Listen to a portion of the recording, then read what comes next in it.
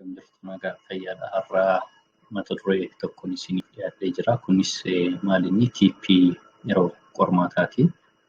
Gola qormaataa yoo seenu maal gochuu qabna waan jedhu keessattuu barattoota keenya kutaa 12ffaa akka haaraatti gara barnootaa amma seenan maal gochuu qaban waan jedhu irratti waan muraasa kaasaa. Maaliif yeroo qormaataa yeroo keenya waan ta'uuf waan hin taanetti qisaasna.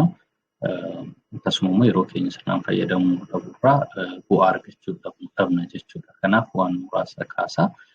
Inni jalqabaa maqaa keessanii fi ID keessan barreessuu hin dagatina.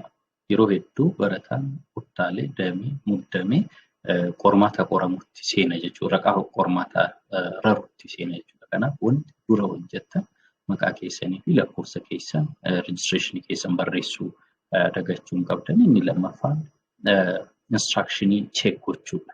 Instructionii keessan check gochuudha. Maaltu eeyyamame maaltu hin eeyyamamne waan jedhu kana sirriitti ilaaluun irraa eegama jechuudha. Keessattuu qormaata sadarkaa golaa yoo ta'e dhugaa soba qubeen barreessaa jedhamuu danda'a.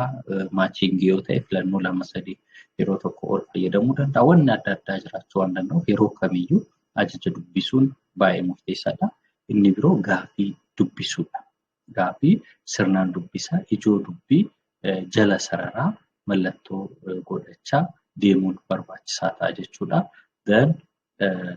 Deebii yommuu kennitan immoo gaafii salphaa ta'e dursa kenna. Gaafii ulfaataa ta'e wajjin yeroo keessan fixuu hin qabdan jechuudha. Gaafii salphaa dura fixxanii erga sana kaanitti deebi'uu danda'u qabaattu. Inni biraa gaafiin irra dabartan tokkoyyuu jiraachuu hin qabu. Have to attempt every question. Gaafii hunda deebii kennuun baay'ee barbaachisaadha.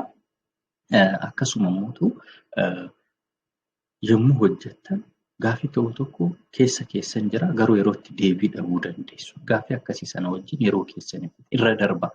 Deebitanii yommuu ilaaltan deebii sana ofiisaatiin carraan itti isinii dhufu waan jiru yeroo keessan sanarratti balleessuu hin qabdan.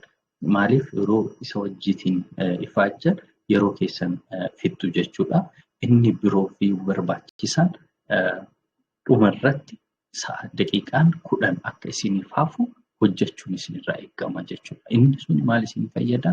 Gaafii keessan mataa hanga miilaatti sirnaan akka madaaltanii fi akka fooyyessitan isin waan fayyadu ta'a jechuudha. Kanaaf dhimmoota kanneeniif xiyyeeffannaa yoo kennitan qormaata keessanitti carraan bu'aa qabeessa ta'uu keessan guddaa ta'a jechuudha.